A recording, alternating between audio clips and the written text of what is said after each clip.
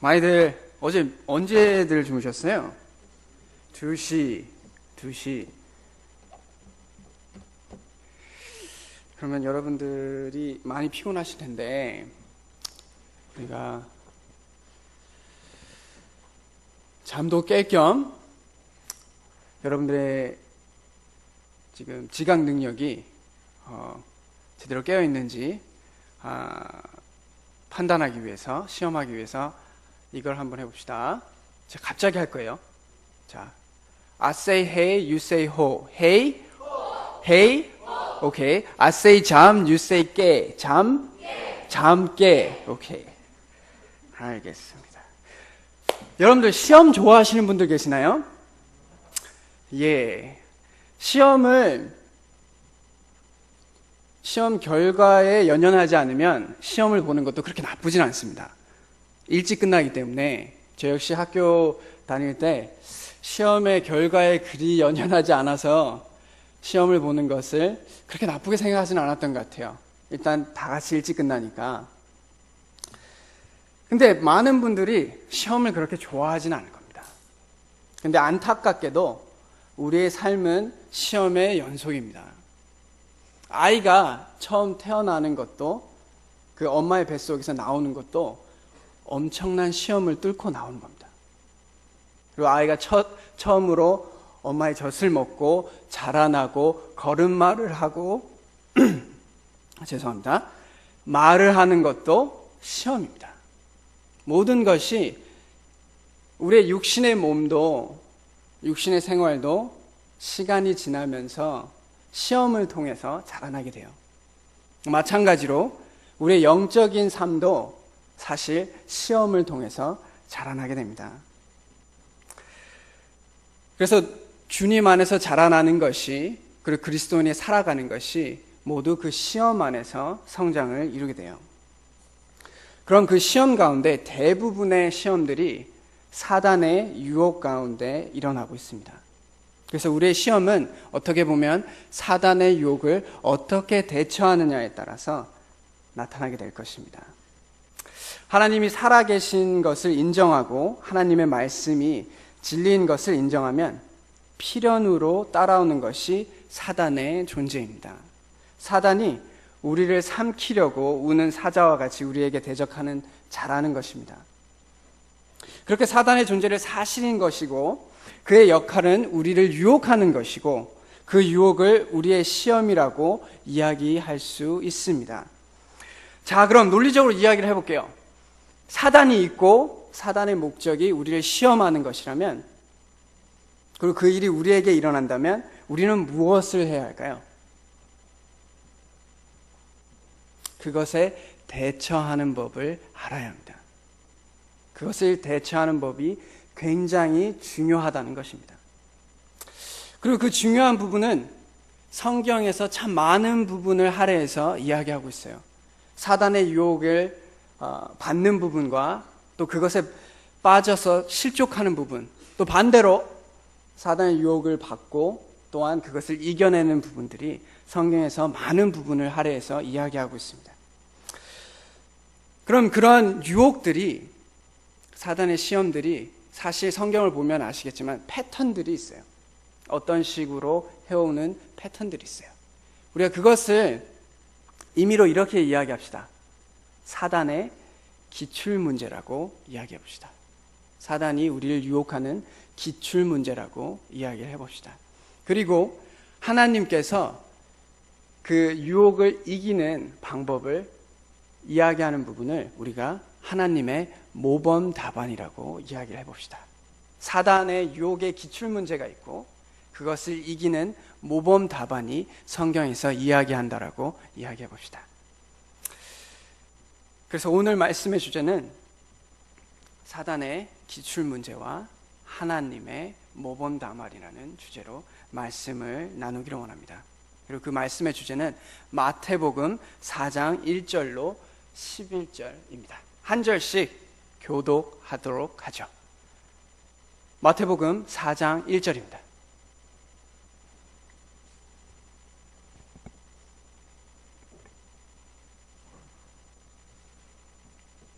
제가 먼저 읽을게요. 그때 예수께서 성령에게 이끌려 마귀에게 시험을 받으러 광야로 가서 시험하는 자가 예수께 나와서 이르되 내가 만일 하나님의 아들이거든 명하여 이 돌들로 떡덩이가 되게 하라.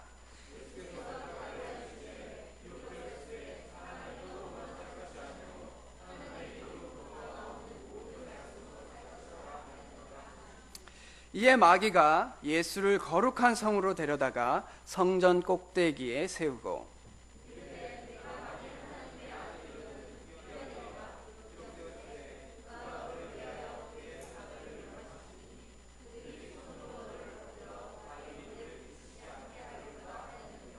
예수께서 이르시되 또 기록되었으되 주 너의 하나님을 시험하지 말라 하였느니라 하시니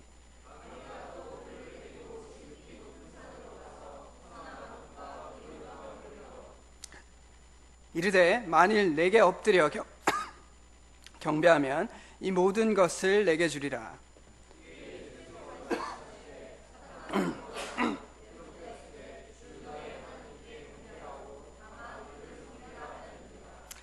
이에 마귀는 예수를 떠나고 천사들이 나와서 수종드니라. 아멘. 이 말씀을 통해서 우리가 어떻게 사단의 유혹을 이겨내고 영적으로 성숙해져 갈 수 있는지를 나누기를 원합니다. 이 말씀은 배경을 잠깐 설명드리자면 문맥적 상황으로 예수님께서 이제 공생애를 시작하는 시작점 가운데 있습니다. 예수님께서 복음을 선포하는 본격적인 공생애가 시작되기 전에 세상에 예수님이 누구신지에 대해서 이야기하는 상황이에요. 본문 바로 전 말씀에 이는 내 사랑하는 아들이요 내 기뻐하는 자라 하시니라 하시면서 하나님께서 예수님을 내 사랑하는 아들이요 내 기뻐하는 자라라고 말씀하셨습니다. 그가 어떤 정체성을 가지고 있는지에 대해서 선포하였습니다. 그럼 이제 사단의 유혹을 통해서 그가 어떤 존재인지 어떤 정체성을 가졌는지에 대해서 이 성경은 이야기를 하고 있어요. 우리가 오늘 보고자 하는 본문은 사단을 통해서 예수님이 하나님의 아들이신 것을 선포하는 장면입니다. 그리고 그 방법은 성령님의 인도하심에 따라 사단의 시험을 받고 이 시험을 통해 예수님이 하나님의 아들이신 것을 선포하는 것입니다. 그리고 저희는 하나님이 이는 내 사랑하는 아들이요 내 기뻐하는 자께서 시험을 이기신 것을 통해 하나님의 사랑하는 자녀들이 어떻게 항상 있는 사단의 시험을 이길 수 있는지에 대해서 배우기를 원합니다. 그리고 여러분도 아시다시피 사단이 인간들을 유혹하는 방법들을 성경 전체를 통해 보면 거기에 패턴이 있습니다. 그 패턴대로 여기에도 어떠한 패턴을 가지고 있어요. 그리고 그 하나님의 독생자 되시는 예수님께서는 이 기출문제, 그 패턴에 대해 완전한 모범 답안으로 답하셨다는 것입니다. 그럼 첫 번째 기출문제에 대해서 이야기를 해보죠. 그리고 그 모범 답안에 대해서 이야기하겠습니다. 사단이 유혹하는 패턴 중에 하나는 육신의 기본적인 욕구를 통해서 시험하는 경우들이 있습니다. 육신을 가지고 있기 때문에 생길 수밖에 없는 유혹들을 이용해서 시험하는 것입니다. 여기 본문에 보시는 것처럼 40일의 금식을 통해 육신적으로 아주 배고픈 상황에 처해 있는 예수님을 우리는 보게 됩니다. 얼마나 배고픈 상황이었을지 상상이 가시나요? 40일을 금식해 보신 적이 있으신가요? 질문을 다르게 얘기해 볼까요? 금식해 보신 적이 있으신가요? 저도 40일 동안 금식을 해본 적은 없습니다. 근데 그게 얼마나 힘들지는 정말 상상이 가요. 왜냐하면 사람마다 서양들이 있는데 저는 이제 뱃속이 비어있는 상태가 오래가면 오래갈수록 신경이 날카로워지는 경향이 있어요. 그래서 이제 아내하고 이제 이야기를 하다가 제가 이렇게 좀 날카로워지면 제 아내가 밥을 준비합니다. 이제 때가 되었구나. 더 이상 이 상태로 대화를 할 수는 없겠구나. 네. 40일을 금식을 하면 어떤 분들은 시력을 잃기도 하고요. 어떤 분들은 사실 죽기도 합니다.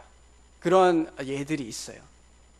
40일 동안 금식을 한다고 그만큼 육신적으로 굉장히 약해져 있는 상태일 것입니다. 자, 여기서 시험하는 자, 그 마귀의 시험이 시작됩니다. 그 유혹이 시작됩니다. 첫 번째 기출문제죠. 내가 하나님의 아들이거든 명하여 이 돌들이 떡덩이가 되게 하라. 사단은 이미 예수님께서 하나님의 아들이신 것을 아십니다. 사단의 유혹은 예수님이 아들이시지만 어떤 아들이신가에 대해서 시험하고 있는 것이었습니다. 만약 내가 하나님의 아들이면 전능할 것이고 마침 40일의 금식으로 배고플 것이고 이 돌들이 떡이 되게 해서 그 줄인 배를 채우라고 유혹하고 있는 것입니다. 당연히 하나님의 아들이신 예수님께서는 그 돌들로 떡덩이가 되게 하실 수 있으십니다. 마태복음 3장 9절에서 보는 것 같이 심지어 돌들로 아브라함의 자손이 되게도 하실 수 있으신 분이십니다. 하지만 사단이 부추기는 대로 자신의 능력으로 자신의 정체성을 드러내는 것이 아니라 하나님의 말씀으로 예수님의 정체성을 나타내고 계십니다. 그렇게 유혹에 대처하고 계신 겁니다. 그리고 그 말씀이 우리가 사단의 기출문제, 그 유혹에 대응하는 모범 답안이 될 것입니다. 4장 4절입니다. 예수께서 대답하여 가라사대 기록되었을 때 사람이 떡으로만 살 것이 아니요 하나님의 입으로 나오는 모든 말씀으로 살 것이라 하였느니라. 언뜻 보면 이것이 이제 신명기 8장 3절을 인용하신 말씀이거든요. 그래서 언뜻 보면 하나님의 말씀을 우리가 살아야지 틀린 말은 아닙니다. 그렇습니다. 그러나 우리가 좀 더 깊게 보면 신명기 8장 3절 문맥을 보면 모세가 가나안 땅에 들어가기에 앞서 이스라엘 백성들에게 하나님의 말씀에 순종할 것을 권면하면서 하는 이야기입니다. 전체를 보면 신명기 8장 3절 전체를 보면 너를 낮추시며 너로 줄이게 하시며 또 너도 알지 못하며 내 열조도 알지 못하던 만나를 내게 먹이신 것은 사람이 떡으로만 살 것이 아니요 여호와의 입에서 나오는 모든 말씀으로 사는 줄로 너로 알게 하려 하심이니라. 즉 사람의 인생의 목적이 먹고 마시고 즐기는 데 있지 않다는 겁니다. 의식주에 있다는 것이 아닙니다. 만약에 사람 인생의 목적이 의식주에 있다면 왜 40년 동안 하나님께서 만나로 그들을 먹이셨겠습니까? 진수성찬으로 먹이시면 되죠. 하나님의 백성인데 하나님이 그럴 능력이 없겠습니까? 그러나 하나님 말씀은 우리의 삶의 목적이, 인류의 삶의 목적이 그것이 아니라는 겁니다. 사람의 삶의 목적은 하나님을 예배하고 하나님의 의를 추구하고 하나님의 말씀에 순종하는 삶이라는 것입니다. 그것을 보여주기 위해서 예수님께서는 이 말씀을 하신 것입니다. 신약에 이와 같은 맥락의 말씀이 있습니다. 마태복음 6장 31절로 33절 말씀이죠. 그러므로 염려하여 이르기를 무엇을 먹을까, 무엇을 마실까, 무엇을 먹을까 하지 말라. 이는 다 이방인들이 구하는 것이라. 너희 하늘 아버지께서 이 모든 것이 너에게 있어야 할 줄을 아시느니라. 그런즉 너희는 먼저 그의 나라와 그의 일을 구하라. 그리하면 이 모든 것을 너희에게 더하시리라. 결국 예수님께서 답하시는 것은 이 육신의 고통 가운데, 육신의 시험 가운데, 육신의 정욕과 관련된 유혹 가운데 있을 때 우리가 기억해야 될 것은 우리가 추구해야 할 것이 이 땅에서 정욕의 만족이 아니라 하나님의 말씀을 순종하고 하나님을 의지하고 하나님의 의를 추구하는 삶이 되어야 한다는 것입니다. 사단이 우리에게 그렇게 유혹할 때 네가 당신이 지금 가지고 있는 육신의 정욕들을 채워야 하지 않겠느냐. 우리에게 필요하지만 그것이 우리의 목적이 될 수는 없다는 것입니다. 예수님께서는 그렇게 그 기출문제에 대해서 모범 답안을 이야기하고 계신 겁니다. 우리에게 있어서 더 가치 있는 것을 추구해야 된다는 것입니다. 썩어 없어질 것을 추구할 것이 아니라 영원한 것을 추구해야 한다라고 이야기하는 것입니다. 이것을 쉽게 예수님의 입장에서 이야기하면 이렇게 이야기하는 것입니다. 자, 나는 하나님의 아들 곧 그가 기뻐하시는 자다.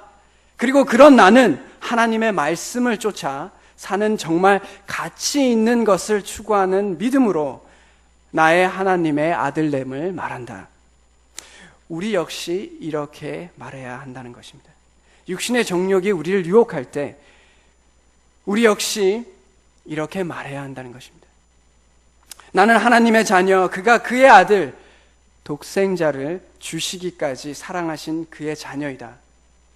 그리고 그런 나는 하나님의 말씀을 사모하고 의지하고 순종하여 가장 가치 있으며 오로지 가치 있는 영원한 것을 추구하는 믿음으로 나의 하나님의 자녀됨을 이 세상에 선포한다라고 하여야 한다는 것입니다.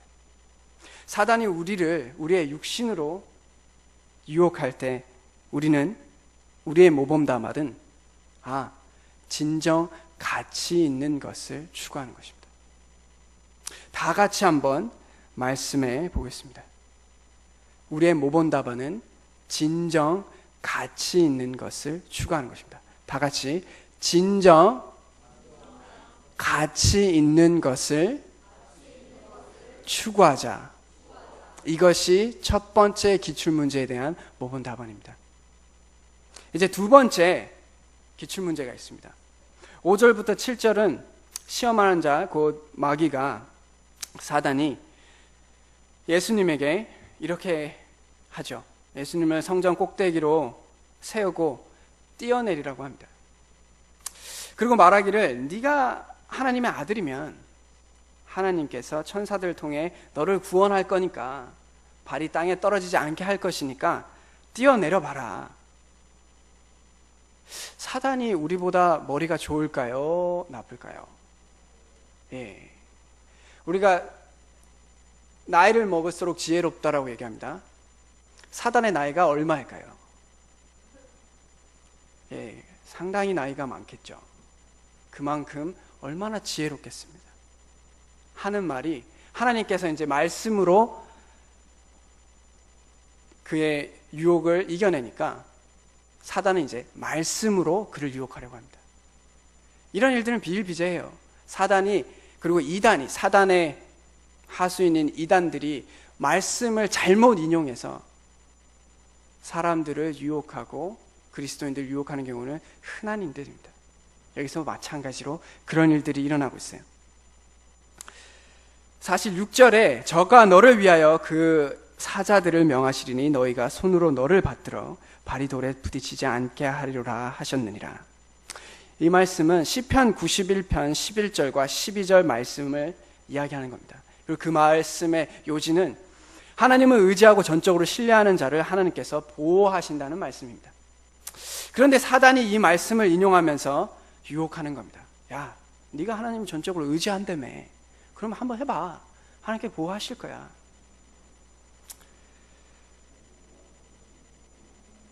예수님께서 이 말씀에, 이 유혹에 예수님의 모범답안으로 대처하십니다. 그것이 주 너의 하나님을 시험치 말라 하였느니라. 이 말씀은 신명기 6장 16절 말씀을 인용한 걸로 원문장을 보면 너희가 마사에서 시험한 것 같이 너희의 하나님 여호와를 시험하지 말고. 여기에서 이야기하는 마사에서 시험한 것은 출애굽기 17장 1절로 7절까지의 사건을 이야기합니다. 여러분들 알고 계시고요. 마사에서 물이 없어서 이스라엘 백성들이 모세에게 항의하자 모세가 하나님께서 모세를 통해서 물을 주신 장소이고 사건입니다. 그 상황은 종살이하던 이스라엘 백성들을 10가지 재앙과 홍해를 통해 구원할 하나님을 신뢰하지 않고 하나님께 대적하였던 상황들입니다. 결국 여기서 하나님을 시험한다는 것의 의미는 하나님을 신뢰하지 않는다는 것입니다. 하나님을 시험한다는 것은 하나님을 신뢰하지 않는다는 것의 다른 말입니다. 누군가를 시험하는 것은 이런 겁니다. 내면에는 아직 그 사람을 신뢰하지 않기 때문에 시험을 하는 겁니다. 내가 그 사람을 시험할 때, 내가 이 사람이 이 시험을 통과하는 걸 보고 내가 그 사람을 온전히 신뢰하겠다라고 하는 겁니다. 그래서 하나님을 신뢰한다는 것은, 시험한다는 것은 마찬가지로 그런 느낌입니다. 하나님을 내가 아직 신뢰하지 못합니다. 그러므로 내가 하나님께 이것을 해보라 하시고 그걸 한다 하시면 내가 하나님을 믿겠습니다 라고 이야기하는 것과 똑같습니다. 이스라엘 백성들이 안타깝게도 홍해를 가르신 분을, 그 바닷물을 가르신 분을 두고 자기들에게 부족한 물을 공급하지 못할 것이라고 생각하고 있는 거예요. 그래서 하나님을 신뢰하지 못해왔던 것입니다. 그렇기 때문에 사단이 91편의 시편 91편 말씀을 사용하여 예수 그리스도를 시험했고, 예수님께서 신명기 6장 16절 말씀으로 그 유혹에 대응하신 것은, 편한 말로 이야기하면 하나님을 신뢰하는 자를 하나님께서 보호하신다는 것을 얘기했는데, 지금 마귀인 네가 요구하는 것은 하나님을 신뢰하는 것의 모습이 아니다. 오히려 하나님을 신뢰하지 않는 것의 모습이다. 그러므로 하나님의 말씀은 너의 여호와 하나님을 시험하지 말라 하셨다. 즉 여호와 하나님을 온전히 신뢰하라라고 얘기하는 겁니다. 사단이 하나님을 신뢰하지 말라라고 유혹할 때, 우리의 고난 가운데, 우리의 고통 가운데 하나님께서 나를 지금 돌보고 계신가? 하나님께서 나를 지금 보호하고 계신가? 그런 의심이 들고 신뢰하지 못할 때 사단은 이렇게 얘기하는 거예요. 야, 너의 그 하나님이 과연 신뢰할 만한 분이시냐? 오히려 너의 방식대로, 너의 능력으로 너 자신을 신뢰하는 건 어떻겠냐? 아니면 다른 사람을 신뢰하는 건 어떻겠느냐? 라고 이야기를 하고 있는 겁니다. 그것이 사단의 유혹인 것입니다. 거기에 대한 예수님의 모범 답안은 오로지 여호와 하나님을 신뢰하라라고 이야기하고 있는 것입니다. 그것이 우리의 모범 답안이 될 것입니다. 온전히 하나님을 신뢰하며 묵묵히 나아가는 인내하는 삶을 사는 것이 그 사단의 기출무제에 대한 모범 답안이 될 것입니다. 그럼 다 같이 두 번째 모범 답안을 이야기해 보도록 하겠습니다. 하나님을 전적으로 신뢰하자. 이것이 두 번째 모범 답안입니다. 세 번째, 이제 마지막 기출 문제에 대해서 이야기하도록 하겠습니다. 시험하는 자 곧 사단이 예수님을 지극히 높은 산으로 데리고 가서 자신에게 경배하면 세상의 천하만국과 영광을 준다고 유혹하고 있습니다. 사단을 경배하라고 얘기하고 있는 겁니다. 예수님께서 신명기 6장 13절을 인용하시면서 너의 하나님께 경배하고 다만 그를 섬기라 하였느니라. 마치 모세가 이스라엘 민족에게 다른 이방의 신을 섬기지 말고 오직 여호와 하나님을 경배하고 하나님만을 섬기라고 말씀하는 것처럼, 단호히 예수님도 오직 하나님만을 섬기라고 이야기하고 계십니다. 여기에 부연 설명이 그렇게 필요 없습니다. 오직 참 하나님 되시는 창조주 여호와를 섬기는 것이 당연합니다. 그를 경배하는 것이 당연합니다. 하지만 이 유혹은 첫 번째 아담이 처음으로 죄를 짓게 한 유혹이었습니다. 우리의 모든 죄의 시작이 여기서 시작되었습니다. 그만큼 우리에게 강력한 유혹인 것입니다. 두 번째 아담 되시는 예수님께서 그것에 대해서 완벽한 모범답안으로 그것을 알 뿐만 아니라 온전히 순종하셨습니다. 오직 여호와 하나님을 경배하라고 이야기하였습니다. 우리에게도 이런 유혹은 언제나 있습니다. 이렇게 거창하게 사단을 경배해 이런 모습은 아닐지라도 하나님이 있어야 할 자리에 내가 있는, 혹은 내가 아닌 하나님이 있어야 할 자리에 다른 무엇이 있는 것이 우상 숭배입니다. 그것이 하나님을 경배하지 않는 것의 모습입니다. 하나님의 자리에 우리의 공부가 있고, 우리의 성적이 있고, 우리의 직장이 있고, 우리의 결혼이 있고, 우리의 성공이 있다면 우린 그것을 우상 숭배라고 이야기하는 것입니다.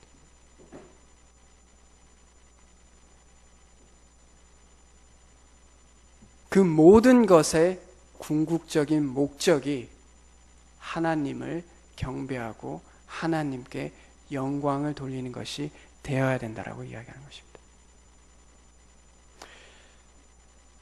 사단의 세 번째 기출문제는 하나님 외에 다른 것을 경배하라는 것이었습니다. 그리고 예수님의 모범답안은 오로지 여호와 하나님을 경배하라는 것이었습니다. 그럼 세 번째 모범답안을 이야기하죠. 하나님만을 경배하자. 이렇게 세 가지 기출문제와 세 가지 모범답안에 대해서 이야기하였습니다. 첫째, 예수님의 모범답안은 오직 첫 번째 모범답안은 예수님을 진정 가치 있는 것을 추구하자였습니다. 두 번째는 오직 하나님만을 신뢰하자는 거였습니다. 세 번째는 오직 하나님만을 경배하자는 거였습니다. 이 세 가지 예수님의 모범답안을 이야기하였습니다. 그럼 여기서 문제를 드릴게요. 시험입니다. 그리스도의 모범답안과 그리스도인의 모범답안의 차이점이 하나 있습니다. 그것이 무엇일까요? 예수 그리스도의 모범답안과 기출문제에 대한 모범답안과 그리스도인의 모범답안의 차이점이 하나가 있습니다. 그것이 무엇일까요?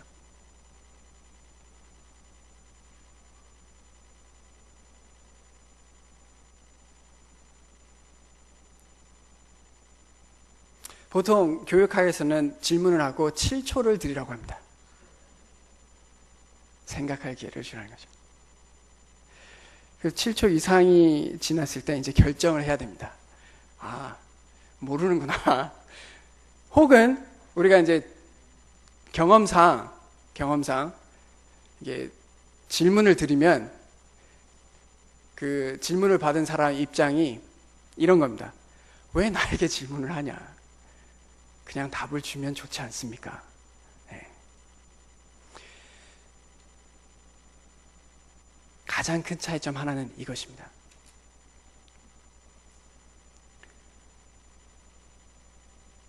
예수님에게 있어서 모범답안은 그 모든 것을 진정 가치 있는 것을 추구하고 하나님을 신뢰하고 하나님을 경배하는 것에 언제나 100점 만점에 100점입니다. 그러나 우리의 그리스도인의 모범답안은 그렇지가 않습니다. 우리의 모범답안은 그렇지가 않습니다. 우리는 그것을 실패할 때가 있고 실수할 때가 있으며 그것으로 인해 어려움이 될 때가 있습니다. 그래서 그리스도인의 모범답안은 그 안에서 예수 그리스도를 바라보는 것입니다. 마치 이스라엘 율법 안에 거룩해져야 한다는 그 이스라엘 율법 안에 속죄 제사와 화목 제사에 대한 그 율법이 그 안에 들어가 있는 것처럼 우리의 모범 답안 역시 예수 그리스도의 보혈이 그 안에 들어있는 것입니다. 우리는 온전히 진정 가치 있는 것을 추구할 수 없습니다. 우리는 온전히 하나님만을 신뢰할 수 없어요. 우리는 온전히 하나님만을 경배할 수 없습니다. 그렇기 때문에 우리는 하나님의 예수 그리스도의 보혈을 믿고 그분을 의지할 수밖에 없는 것입니다. 그것이 그리스도인의 모범 답안인 것입니다. 그러면 이제 그리스도인의 모범 답안 한 가지를 더 해야 합니다. 진정 가치 있는 것을 추구하고 하나님만을 신뢰하고 하나님만을 경배하되 하나님과 예수 그리스도와 동행하는 삶을 사는 것입니다. 실족할 때 넘어지지 아니하고 다시 예수님 앞으로 나아가서 용서를 빌고 회개를 하고 그 은혜 앞에 엎드리는 것입니다. 그리고 이것이 세상의 다른 어떤 종교와 하나님의 진리가 다른 이유입니다. 세상의 다른 많은 종교들은 모범 답안만 제시합니다. 보십시오. 세상의 종교에 얼마나 좋은 말들이 많습니까? 선을 쌓아라. 자비로워하라. 모범 답안을 제시하되 그 모범 답안을 해결해 주지 않습니다. 그러나 하나님의 말씀의 진리는 모범 답안을 제시하되 그것을 해결해 주시는 분입니다. 그런 하나님을 의지해서 우리는 주님 앞에 나아가야 합니다. 주님께서 죽기까지 사랑하신 청년 여러분, 우리 모두가 인생의 시험 가운데 가장 가치 있는 것을 추구하고 오직 하나님만을 전적으로 신뢰하며 또한 하나님만을 경배하되 은혜 받은 자처럼 그 여정을 걷기를 소망합니다. 우리 모두가 그런 삶을 사는 저희들이 되길 원합니다. 기도하겠습니다. 하나님 아버지, 은혜를 감사합니다. 주님께서 저희에게 하라 명하신 것들은 다 예수 그리스도께서 이미 하신 것들임에 감사합니다. 온전히 이루신 것들임에 감사합니다. 주님, 저희가 그것을 바라보고 그것을 의지하고 그것을 담기를 원합니다. 그러나 주님, 저희가 완전하지 못합니다. 저희가 연약합니다. 주님 앞에 나아가지 못할 때가 있습니다. 주님, 저희로 권면하시고 격려하여 주시고 위로하여 주셔서 다시 일어나 주님 앞에 나아가 진정 가치 있는 것을 추구하고 하나님만을 신뢰하고 하나님만을 경배하고 또한 은혜로 주 앞에 나아갈 수 있도록 인도하여 주시옵소서. 이 새벽 이슬 같은 이 청년의 때에 그렇게 할 수 있도록 인도하여 주시옵소서. 그것이 저희의 삶의 방식이 되도록 가치관이 되도록 인도하여 주시기를 간절히 간구히 드립니다. 이 모든 것을 우리 주 예수 그리스도의 이름으로 기도드렸습니다. 아멘.